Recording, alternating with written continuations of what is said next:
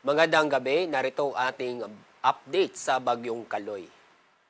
Ang mahinang Bagyong Kaloy, inyong papansin, ay nanatiling sa karagatan at malayo sa ating bansa. Kaya wala po nakataas na tropical cyclone wind signal sa ating bansa. Sa lukuyan, ang layo ni Bagyong Kaloy ay nasa 610 kilometers east ng Mindanao. Ang lakas ng hangin ng bagyong ito ay maabot sa 45 kilometers per hour.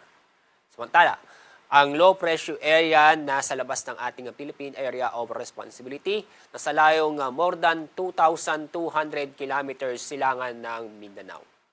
Itong low pressure area kasalukuyan ay mababa ang tsansa na maging bagyo at inaasahang malulusaw sa susunod na araw.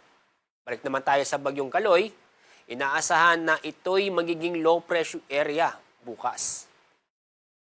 At niyo papansin, ang Bagyong Kaloy ay inaasahan na maaaring bukas ng umaga ay maging low pressure area ang bagyo.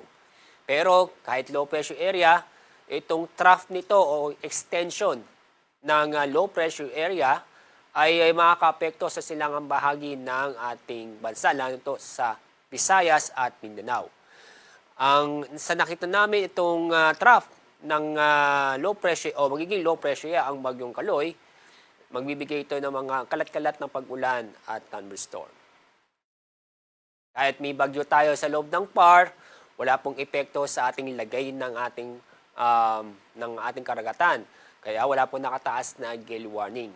Kaya safe namang pumulaot ng ating mga kababayan sa buong kapuluan. Pero paalala na huwag kalimutang mag-ingat dahil sa mga thunderstorm.